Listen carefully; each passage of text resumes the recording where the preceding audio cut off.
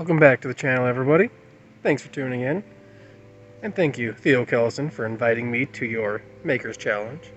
So, I have a couple projects in mind, but right now, I'm just doing fishing lures.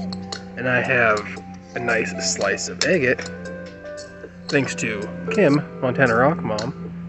She got a couple slices for me of one of my big agates. So, we're gonna go on ahead. I got a couple, well, this is like the little stencil for the lure. Around this size, this shape. Gonna take it to the saw right there.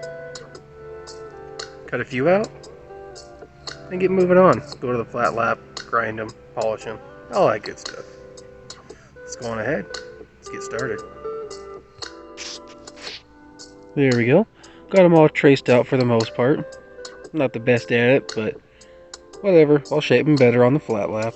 So, just gonna go on ahead, get these cut out, so we can move on with the process. But we got our 6-inch high-tech slab saw that we will be running all this on.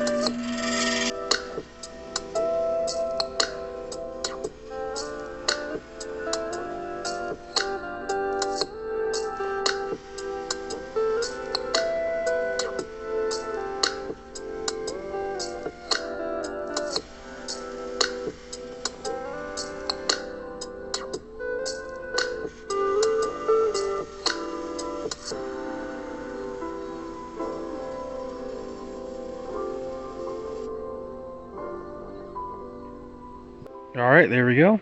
Got them shaped out for the most part. We'll be taking them on the flat lap to actually round them out, since, you know, kind of squared off a little bit. I'm not the best at shaping with a saw, so that's what the flat lap's for. So I will go on ahead and try and drill in the holes before I move on to the flat lap, because for all I know it'll break trying to put a little hole through it. So I don't want to go through all that work cleaning them up and polishing them just to break it when you drill a little hole through it. So that's the next step. So thank you, saw. We're moving on. Alright, there we go. I went and drilled the holes through this guy. Didn't break on me, nothing like that. So that's always good. Now, we're just going to go on ahead, you know, round them out, get some shape on them. Fortunately, when I was cutting this one, that little corner right there, you can see that nick in it. So that'll happen, but I might be able to make it a little bit smaller to get away from that little nick. If not, it's alright. I'll just keep this one for myself. But we're going to go on ahead, get to shaping on the flat lap here, the 8-inch one from High Tech.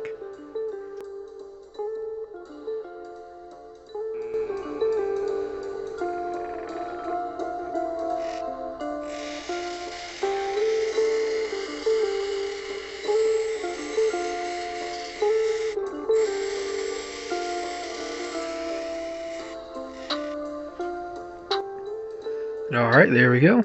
Got our shape down. Didn't have any other major nicks or dings or nothing like that. It's always good. I think this one will turn out pretty well, as long as I don't mess up on the way.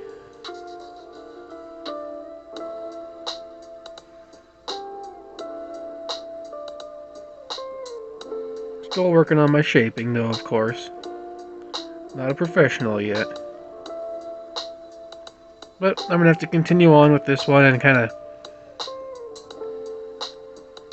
grind out some of the stuff, I believe. Like any saw blade marks or the marker mark on there for the outline. Then I should be able to move on. Alright. So far, so good. We're going to go on ahead, Move on to the 220 grinding pad. Get all that nonsense out of there. Round them out a little bit with it as well, of course. So, go on ahead and we'll just get started.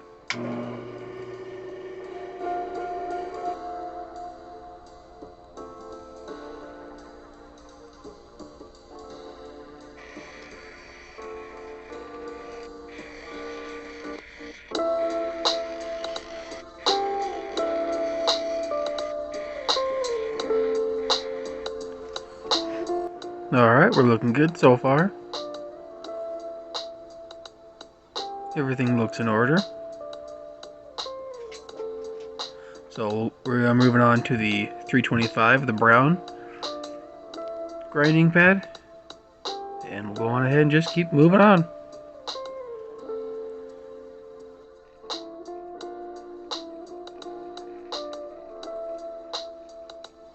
So we're about halfway through with the nice little agate lure right here. We're getting there. It's shining up pretty good. So we're just going to go on ahead, continue on the flat lap. We're on the red disc. Don't remember which stage it is number wise, but it's the red disc and we're going to continue on.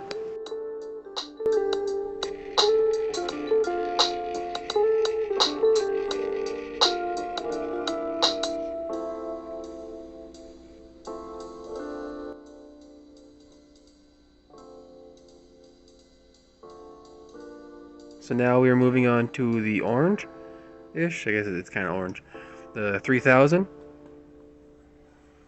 This will be the last one with the water stages, and we'll be doing the polishing paste.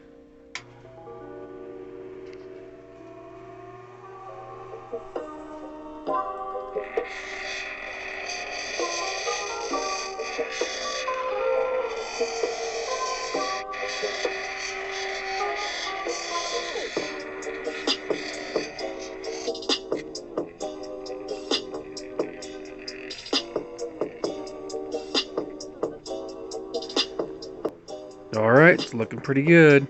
It's getting a pretty good shine to them. So we're going to go on ahead, move on to the 50,000 grit polishing paste. Then after this, we'll go to the 100,000.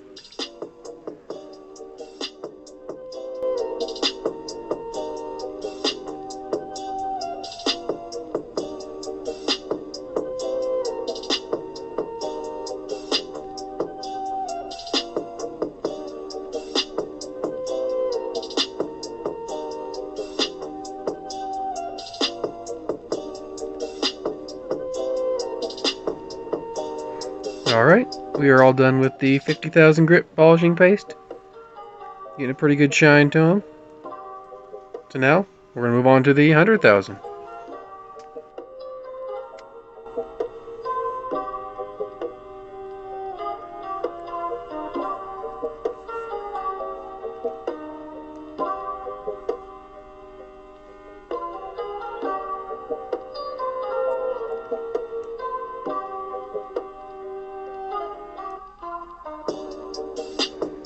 Alright, we are all done with the 100,000 grit polishing paste.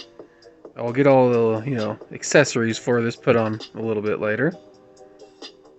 We'll just try and admire the polish.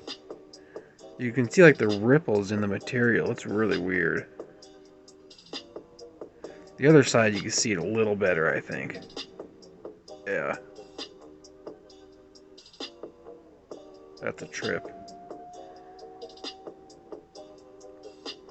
But whatever, it's still really pretty. I like it.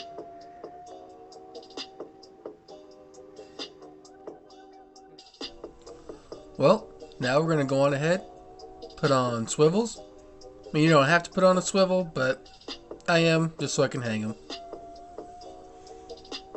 And then, we're going to go on ahead and put these little loop doohickey things on there.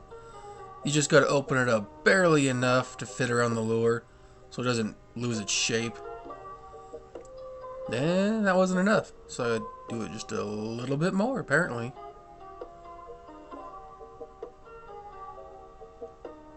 There we go. That should be enough. Oh yeah, nicely.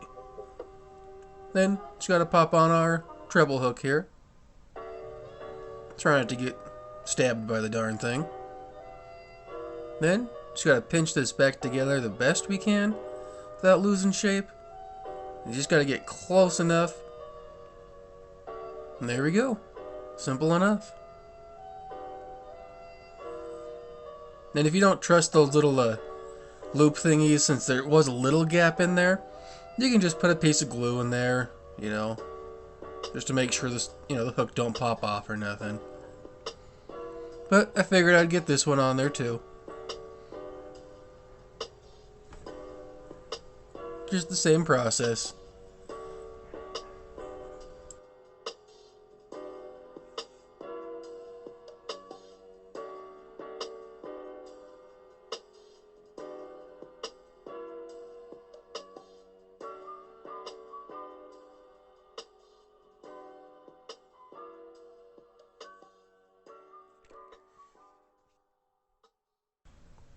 And there we go. Now, we just gotta take one of these beasts to the river, catch fish. Well, we got the agate lure here. Gonna go on ahead, see if we can catch us some fishes.